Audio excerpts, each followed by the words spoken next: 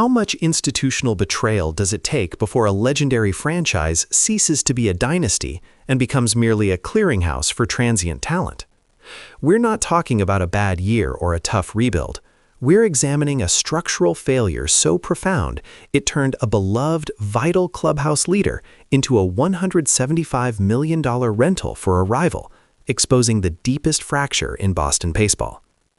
When does chasing a temporary fix guarantee you lose everything of lasting value?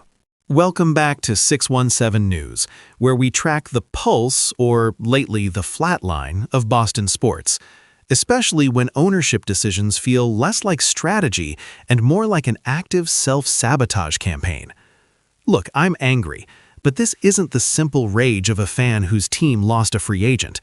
This is the bitter, complicated fury of watching a tragedy unfold precisely the way you predicted, and realizing that the Red Sox's current front office didn't just walk away from Alex Bregman, they finalized the catastrophic cycle that started years ago.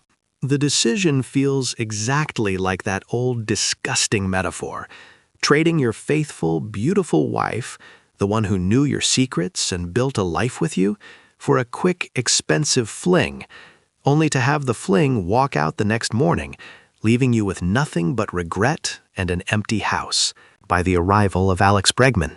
And now Bregman, the expensive distraction, is gone too, landing a massive 5-year, $175 million deal with the Cubs. A perfectly logical career move for him, but a dagger straight into the institutional competence of the Red Sox. Let's be clear, I used to despise Alex Bregman. He was my most hated figure from those cheating Astros teams, cocky, smug, the entire package. But watching his transformation in Boston was genuinely moving. He came in on what was essentially a 1-year, $40 million bet, and he didn't just produce the numbers, he produced leadership. As veteran scout Frank Riles noted, the moment Bregman walked into that clubhouse, the whole rhythm shifted. He didn't just bring a bat, he brought October DNA. He was the vital voice they hadn't had since they jettisoned Mookie, a guy who knew only winning. Before Bregman, the supposed leader was Trevor Story, a great guy perhaps, but one who was perpetually injured, having barely clocked 150 total games since signing his massive deal. Bregman, a guy who has made the playoffs every single year of his professional career, brought that immediate, tangible expectation of victory. He won me over, morphing from a short-term mercenary into someone I passionately wanted the Sox to extend for 6 years, even if it wasn't the most numerically sound decision. Now, let's address the inevitable counter-argument, the financial sobriety preached by the John Henry apologists.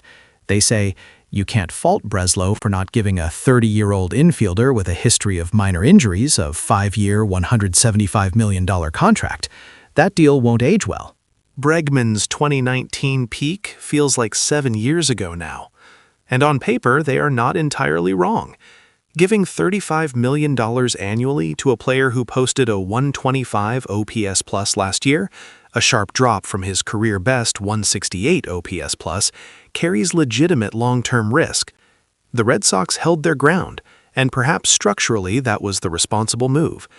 But this isn't about whether the $175 million was smart. It's about why the Red Sox were forced into such a desperate position to begin with. The real financial genius on display here is Scott Boras, the true Saul Goodman of baseball, whose clients bet on themselves and invariably win. Look at the data.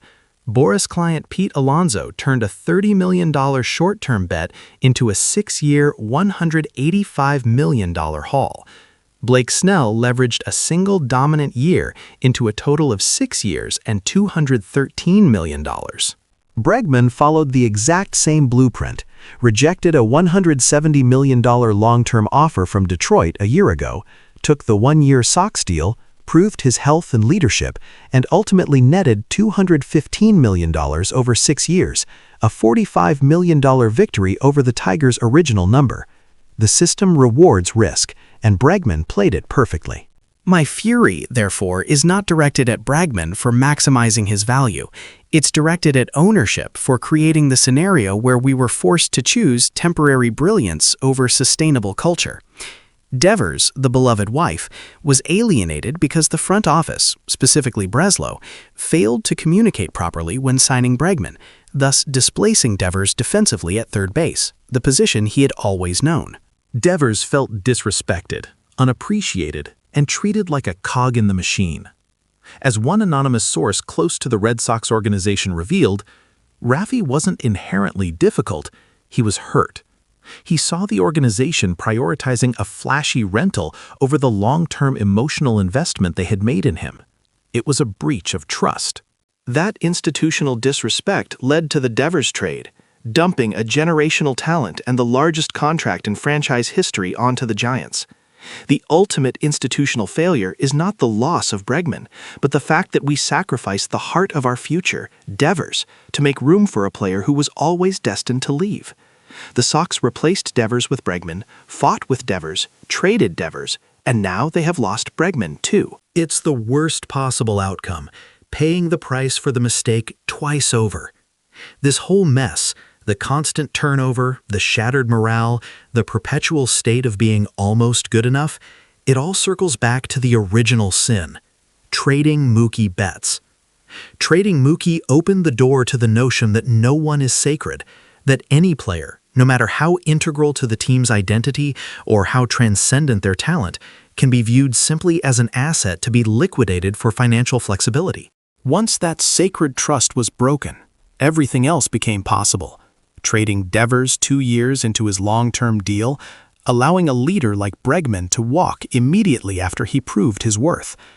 As former team executive Maria Lopez famously lamented in a leaked internal memo, "We traded the family silver and then evicted the remaining son because we were momentarily distracted by shiny brass."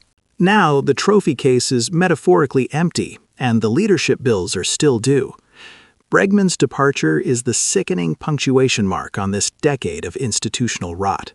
The Red Sox had the money they got from shedding the entire Devers contract.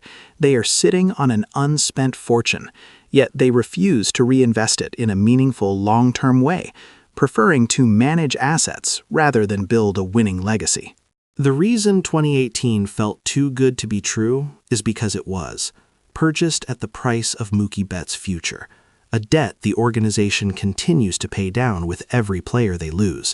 It's devastating, not because we lost a good player, but because we lost the last viable piece in the chain of consequence, confirming that this franchise, under current leadership, cannot solve anything, only defer the pain.